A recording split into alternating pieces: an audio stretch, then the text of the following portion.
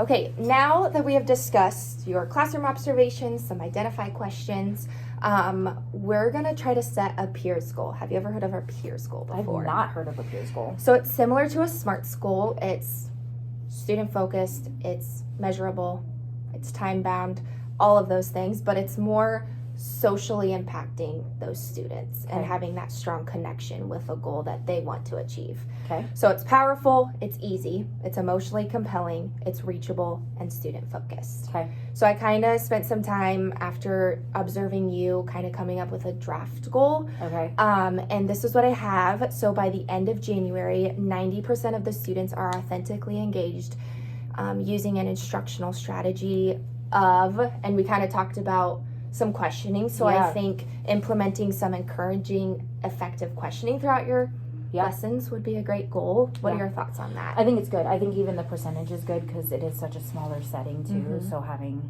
at least, 2 out of the how many students, I think that's a good goal. Yeah. Okay. And I think focusing on the question will be helpful. Great. Yeah. Awesome. So I'm going to offer some teaching strategies. Okay. You can take them how you want. Yeah. Okay. The first one is just the repeat, rephrase, reduce, and reach out technique. Have you heard of that one before? I've not, no. So this one is to help those students who are struggling understanding the questions that you're asking. Okay. So repeating, you're just taking the time to repeat the question the exact way you asked it the first time. If they still don't get it, you're going to rephrase it, meaning you're going to break down the vocabulary in those sentences and then rephrase the question. Okay. So maybe rephrasing it, the students will understand it.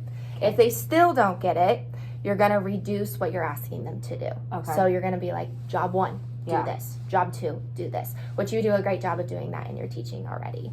And then finally, if they still don't get it, from all of your support, you're going to have them phone a friend, reach out to one of their peers. Okay. Okay. Does that make sense? Yeah. Okay. Yeah. I like that. Another one is just increasing your wait time. I think all students, especially in this setting, can benefit from wait time. Mm-hmm. So maybe if it's an additional 15, 20 seconds. I know silence can be awkward. Right. But instead of just giving an immediate response, which is what we all like to do in our teaching, but giving students that time to think is also beneficial to their learning. Okay. And then the other one is just using a variety of question types. Yeah. So, for example, recall and process is a great one. Otherwise, there's divergent questions. That's where students can take their knowledge and kind of build an opinion of how to answer that question. There's funneling questions, which you start general, you start broad, and then you funnel it to more specific. Okay. Okay. Okay.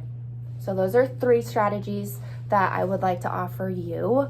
What is one specific strategy, whether it's mine, whether it's your personal opinion, of what strategy would you like to focus on for this specific peers goal? I feel like the one that stood out that you were describing was like the variety of questioning. Mm-hmm. So focusing on just the different types. Okay. Yeah. I love that. Fantastic. When would be a good time to have me come in and model this for you? Modeling's super beneficial. You can observe me and then take that so you can use it with your teaching. Next week we have some flexibility in the lesson, so probably next week would be good. Yeah. We can definitely plan on that. Okay.